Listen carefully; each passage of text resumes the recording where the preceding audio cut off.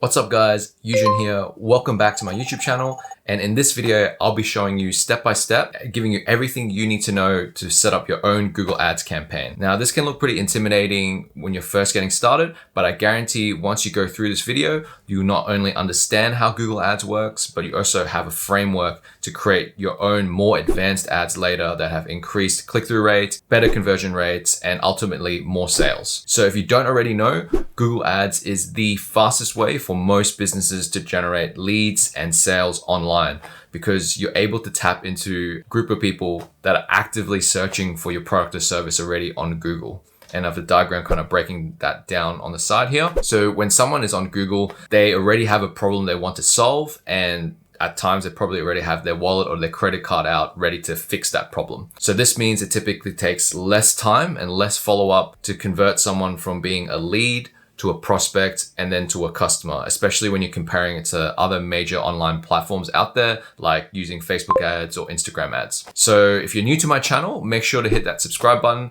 and all the links and resources mentioned in this video will be found in the description below. All right, so let's get started. So the first things first is you need to go into ads.google.com and create your own Google Ads account. So you can do this by using your own existing Gmail account, or if you want to create a new separate Gmail account to keep it all different from your own personal one, that's fine. Or maybe you have a G Suite account that you can use. So however, before you want to go any further, if this is your first time running Google Ads, then what you want to do is you actually want to just jump into Google and just search up Google Ads coupon. There you go. So you can jump into Google and then search up Google Ads $100 credit. And if an ad comes up and you click that link, there'll be an offer to have a coupon code that you can use for the first time running Google Ads.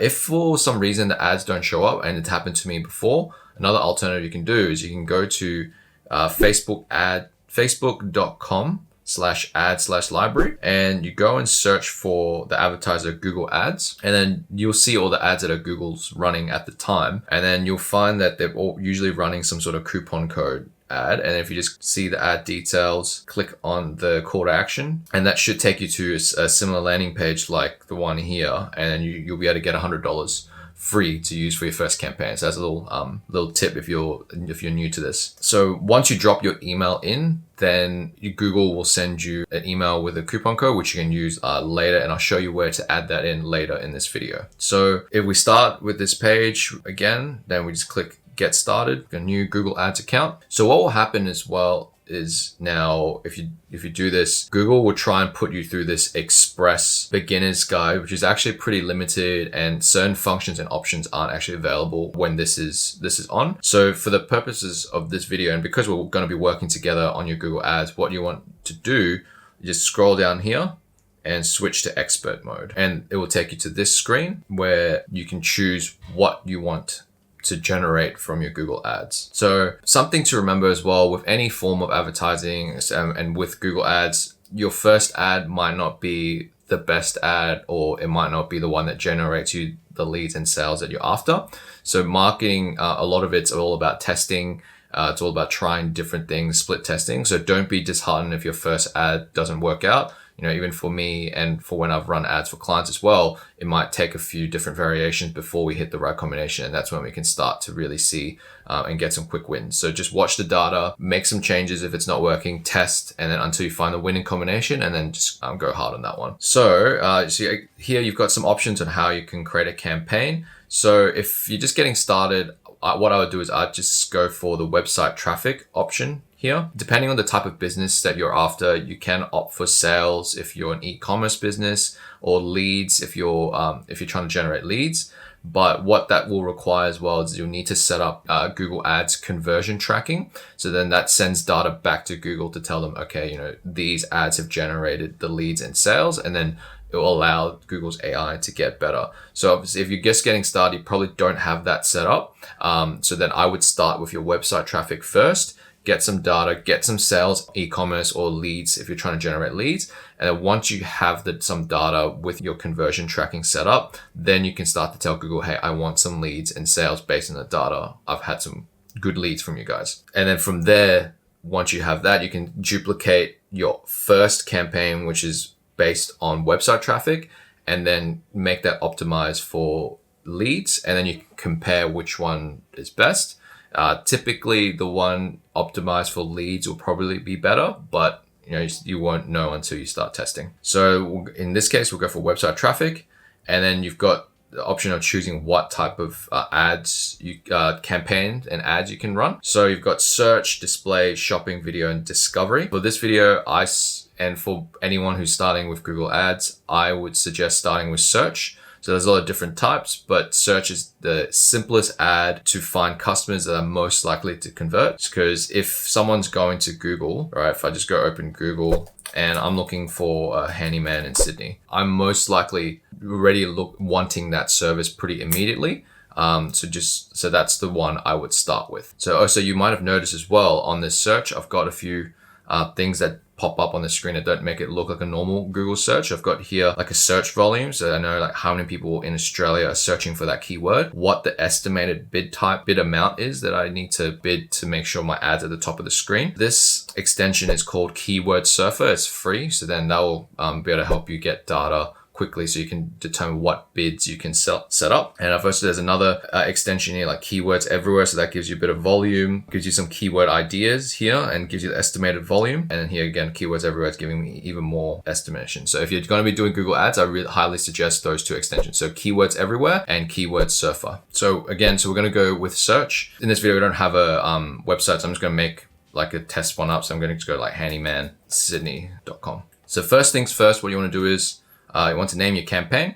So just make it something that makes sense to you. So I'm just going to call it Handyman Sydney. The next couple of options you've got here is you've got the network you want to select. So you've got the search network, which I will untick, and the display network, again, which I will untick. So I'll just quickly explain what those are. So the search network will be ads. If you create it, what will happen is if you check that box, it will show your ad exactly on Google, but it'll also show your ads on YouTube, on other search platforms like maybe DuckDuckGo or Yahoo potentially as well. I tend to avoid this because at the start, there might be lower value traffic compared to Google.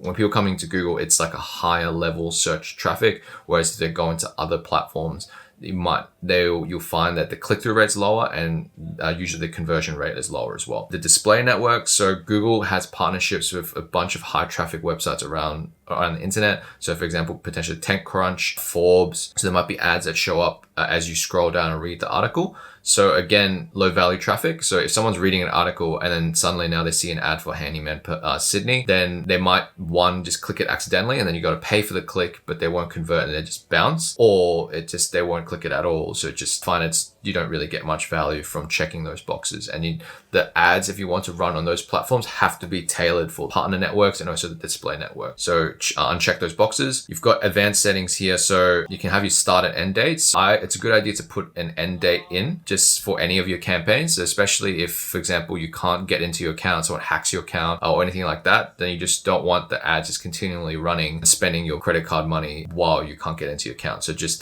put in maybe a week, a few days to get started, and then as you're getting wins, then you can slowly extend that out. Another thing you can do is ad schedule as well. So by default, ads will run all day, every day, all night. I find that for most businesses, especially if you're a local service business, most of the time you probably only want your ads running during the day, Monday to Friday. So especially if you're a local service business and you run your ads on a weekend, then if someone sees your ad, and they'll call you. If you don't want that, then definitely make it just a weekdays, and obviously try and turn it off during the nighttime, because if someone's searching at night, again, it's potentially lower value traffic and they can't call you anyway. So I try and keep it during the day. So here, just go make it Monday to Friday, whatever your potentially your trading hours are. So maybe like 8 to 5. So the next thing is location. This part will differ depending on the type of business that you're trying to run Google Ads for. So if you're a local service business, then you probably have an area that you're trying to target. So then in that case, you probably only want to put in suburbs, right? You might want to say, okay, I only wanted to show it in Bondi Junction, Bondi Beach, if that's available. Yeah, so you can list down all your postcodes, so then your ad's not just widespread. Whereas if you're maybe an e-commerce business, then potentially this is a little bit different, because you might be just targeting complete countries. So this is the part where you might need to think what's suitable for you. If you're a business that serves multiple locations, then you obviously can you can just list the whole region as well. So if you go, okay, I'm happy to just serve all of Sydney, then you can just type in Sydney and it'll have the full reach. But if you only want parts of Sydney, then you will need to put in potentially the suburbs in. Next part, language. In Australia, probably you're looking to get people searching in English, but this probably is more important if you're in a country where there's like bilingual. So then you will need to create a campaign for English. And then if, for example, people in your country also speak Spanish, then you want to have another campaign that's for Spanish as well. And then so then your ads in Spanish. So people who are searching in Spanish see Spanish ads. People searching in English see English ads. Next is budget. So typically I like to start with $5 a day, but this may not work for all your campaigns. So in this case, for the Handyman Sydney, the bid is $4. So that might not work because you might not be able to get enough data because you may only get 1 click a day. So in that case, you might need to up your bid to maybe like $10 a day. Sorry, your budget to $10 a day. So that at least you're getting 2 clicks, you get a bit more impressions, you get a bit of data. Google can go, okay, people are clicking the ad. Otherwise, your ad just won't show, especially compared to your competitors. You're bidding for other keywords like potentially asbestos removals. So I know that this keyword is more expensive. So in this case, it's only $6. But yeah, so if the keyword's more expensive, then the budget obviously has to be a little bit higher. So then at least you can get a bit of data for that. So next is the bid type. So by default, Google will make it maximized for clicks. What I like to do at the start is select bid strategy directly. It says not recommended. Drop this down and set it as manual CPC. So what that means is then you're manually searching, you're setting your bid. So then in that case, for the Handyman Sydney example that we're using today, the max bid to get onto the top of the page was around roughly $4. So then I would make my bid $5. So then that ensures that I'm going at the top of the page. And then so the next part here, so we won't worry about the conversions at this point because like I said, you may not have set up conversion tracking on your website. If you have, then great, you can work on this part. Ad rotation, leave it as default. So we will create multiple ads. So then let Google decide which ads they should show. So the next part is ad extensions here at the bottom. So these are good ideas to create. What that will do is when you create ad extensions, see some of these ads down here, be able to take more space if you create these extensions. So would recommend coming up with some of these. And I will cover this later in the video. So click save and continue. So how the bidding as well works for Google. Just because you set $5 as your bid and you're now the max doesn't necessarily guarantee that sometimes you're at the top. And also you might be able to still get the top position, number 1 position, even without paying the max, the highest bid. So how Google works is they works on a system called the quality score. So Google rates your ad out of 10, and then it takes into account different things like what's in your ad itself. So for example, if someone's searching for Handyman Sydney, then Google will want to check that the phrase Handyman Sydney in the ad, so it's consistent, and then also that to check that whoever's clicking on the link and then go to a landing page, that landing page is also relevant to the ad and the search as well. So then it says things like Handyman Sydney. So the reason why this is set up this way is so that to avoid creating poor ads and poor experiences for people. So to give you an example, if someone's searching for red shoes and then now an ad for Handyman Sydney comes up, then that ad will have a poor quality score because it's not relevant. So then Google will try and penalize that advertiser to make it go, okay, well, if you want to be the top of the search, you're going to have to bid even higher to get there. So I've put a kind of a diagram here on the screen to show you kind of an example of how that kind of works. So all these different advertisers are having set different bids, but because of their quality score, even though the first advertiser has the lowest bid, they ended up actually paying the least for those clicks because their quality score was so high compared to the other 3 advertisers. So now we're going to move on to the next step, which is the ad group. So from before the previous screen, we selected the max CPC bid type. So in this case, it's asking for the default bid. Based on the extension that we looked at before, we're going to just make this 5 for now. Obviously, you can just change that up and down later anyway. And it's come up with some suggested keywords here on the screen for me as well. So when you're setting up campaign, you want to break it down into multiple ad groups. So for example, if it's for Handyman Sydney business, then Handyman Sydney should be one ad group. And then another really high volume keywords that search could be Handyman near me as the keyword search. So because those 2 keywords are different, then you're going to need different ads for those. So then you want to have them as separate ad groups, because if someone searches for handyman near me, then when the ad says handyman Sydney, it's not going to be congruent, and then that's going to affect your quality score. So have ad groups for specific keywords, so then the ad and the search phrase matches. So using another example, if someone was to search window cleaner London and then the ad was actually about an office cleaner, then the quality score will be low because it's not relevant. So Google will penalize that office cleaner business for trying to bid for the window cleaner London keyword when it's not really offering the same service. So that's kind of how it all ties in. So here up for one of these ad groups, we're going to just add some keywords in. So first I'm just going to use handyman Sydney and Sydney handyman. And you can also put handyman in Sydney.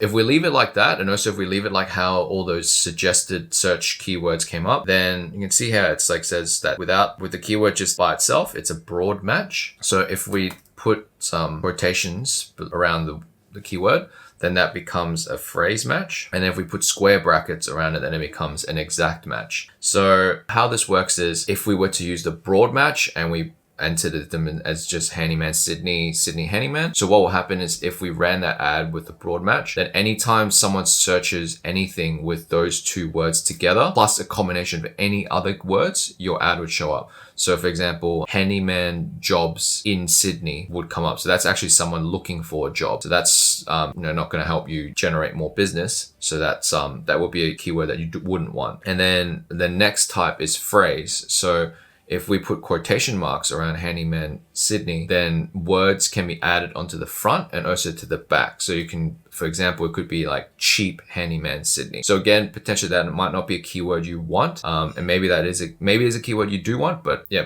just got to make sure that that's taken into account. How you can get around this as well is if you really want to decide to go with a broad or phrase match search, then you can use a thing called negative keywords. So you can put certain words that you make sure you don't want in your searches. And I've created a list of negative keywords you can put into your search campaigns. You can find the link down below in the description box. And those are like some default ones that I always put down if I'm going to run any broad or phrase campaigns to make sure they don't show up for my searches. To keep it simple, and especially when you're just getting started, I would just make sure that all these are exact keywords. And then once you get some results and some clicks and some leads through, and you want an increased level of volume, then I would start to add phrases and then potentially start to add broad. But I rarely ever go and start using broad matches. So we'll just use the one example in this case. We'll just name this Sydney Handyman.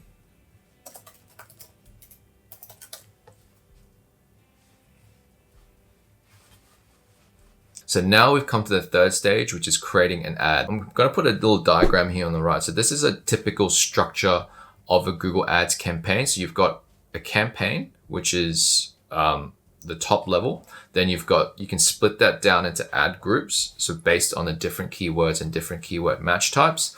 And then within those ad groups, then you can have multiple ads that are specifically relevant to those keywords in those ad groups. So this will run you through step by step on how to create the ad. So some things to keep in mind is always try and keep the keyword in the headline or in the description. So firstly, let's figure out where do we want us to send the ad. So if that's the website handymansydney.com, then you can send it there. For Google Ads, I always make sure wherever I'm sending the traffic to, I'm always sending it to a dedicated landing page. So instead of sending it just to a website where someone can just browse around, click onto the homepage, go to the about page, go to the contact page, look up some photos, go to Facebook, and then now they're distracted. If it's for Google Ads, they're looking to solve a problem. They're looking to hire a handyman. So they probably want a quote. So I'll create a landing page specifically on how they can get a quote, seconds, and then they just fill out a form, fill out a quiz, give them, collect their name, collect their email, collect the number, get a description of what they're after, and then that generates as a lead. And then as a business, you can email and call them back. So I'll actually cover in another video what you should be looking for, what you need to do when you're trying to build a landing page. So you can find that video down below. So again, for this purpose of just creating Google Ads, make sure you're sending the traffic to a landing page. So wherever that link is, so Handyman Sydney landing page. Then the next step is you want to create a headline. So as I said before, you want to try and make sure that whatever keywords that you're trying to bid on, that the keyword is in the headline. So then Google will also try and times bold the headline as well, so then makes it stand out to the user when they're searching. So make it Handyman. So you can have a third headline as well. Call us now as an example. And description, you can write up to 90 characters. So this is where you can get a bit more creative as well. So you can go like,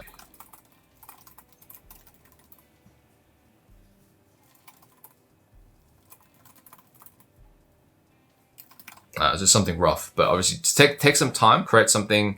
What you can also do is you want to create multiple ads as well. So then you can let Google decide which one's better. So over time, different ads will probably have different click-through rates. Then Google will go, okay, this one's getting 10% click-through. Let's show this ad more than the one that's getting 5% click-through. So you can create a second ad and just keep going and duplicating it from there. In this case, we're just going to go done and save. This step, probably there's a lot of element to testing here. You can test your headlines, you can test your description, even if your landing page, you can also A/B test that. So you can use the same link for it. Most advanced landing page builders will allow you to create 2 different versions of the landing page, change different things, change the color, change the text on the landing page. And then over time, let's say after 100 people have visited the landing page, you'll know, okay, version A converted at 20%, version B converted at 15%. So like that's probably the winner. So turn off version B. So now we just, once you're happy with all your ads, you click save and continue.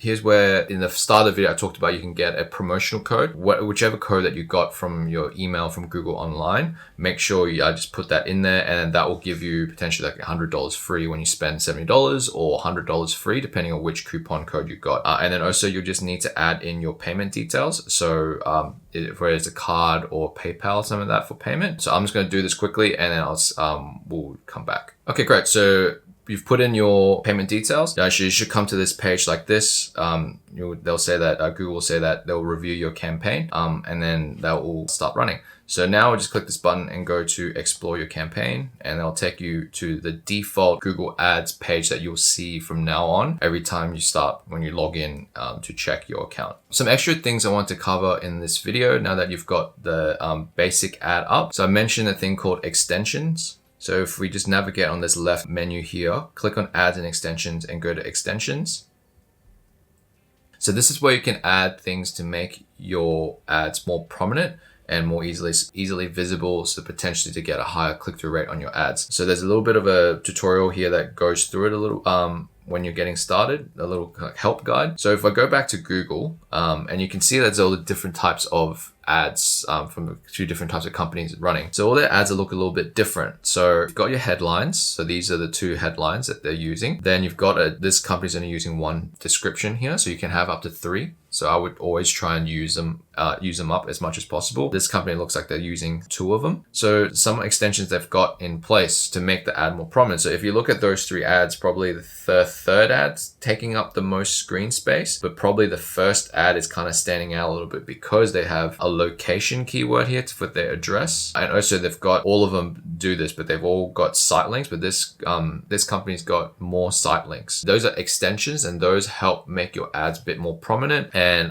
the ones that I recommend always adding is a site link. Those are the ones that all the companies use. So if you have a website already, then you can link them to special offers that you already have. You can link them to your about page and things like that. They want to actually go and browse your website. So those aren't, again, not ideal for conversion, but it just helps your ad stand out a little bit. And also that another helpful one is the call out extension. How I typically use the call out extension is just list out all the different benefits of your product or service. And then that will add to this middle section of text here. So that it makes your ad take up more space on the screen. And Google likes that as well. It likes that you have extensions, and because it will have a higher click-through rate, so it will probably show your ad more. So in a handyman business, you would list down what benefits, so like 100% insured, public liability, 5-day-a-week availability, different services they offer.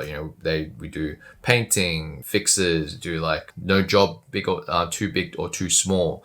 So those sort of things. Then it just helps to give the potential lead customer like an assurance that that's probably the right person to pick. So you can see, like, if you click the plus here, like suggested, you can see there's a lot of different types of extensions that are available. So like I said, the most common ones are probably the site link, call out. If you have a phone number that you take calls with in your business, then add a call extension so then people can just directly call you. This is very companies that use a call, take calls through Google Ads find that have a really high conversion rate on those calls because again, people are already searching for that service. If you have multiple locations or you have a set location, you can add your location in as well. Like this company here, actually it's Cruise Logistics. So yeah, they just put their address there. So then helps to let the potential person searching for you know where you're located. This might be helpful for local, but also might actually harm you as well because then they might see the address and go, actually, they're really far. I might not be the right person. So see how that plays out for you. If you have set pricing, then you can put a price extension. So you can go like,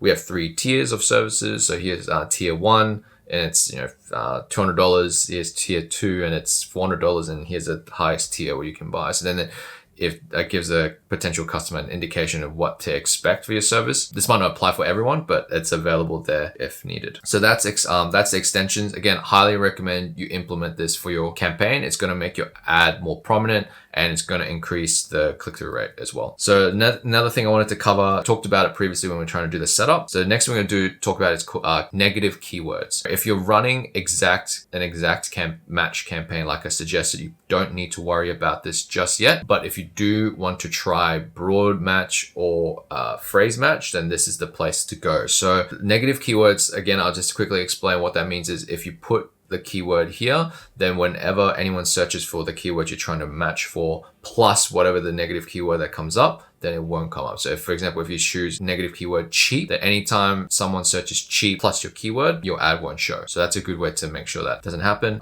So yeah, pretty much just come in here and drop in a list of things that you want to make sure it doesn't come up. So like cheap, job, maybe employment. So it's because that otherwise you'll be finding people that are looking for handyman work rather than trying to find a handyman to help them. So again, I've got a list of negative keywords that you can use and you can find that in the description below. So that's pretty much how to set up a Google Ads campaign and how to get started. So again, like I said, there's going to be some element of testing potentially to get this right. But once you do get it right, I've found that with clients and for myself, it's Google Ads a very lucrative and very quick way to get a business up from the ground rather than looking at other different platforms first. Once you have a winning campaign, again, you can just duplicate it and then just make tweaks, especially if you're serving different locations. Then you can just change the location you're targeting, change the keyword. So maybe instead of handyman Sydney, it could be handyman Newcastle or something like that. So then you know that works. You can just change the parts out and go from there. So let me know in the comments if you have any questions. Thank you for watching my video today. Make sure to like this video and hit that subscribe button to get more videos like this. And I hope you have a great day and I'll see you in the next video.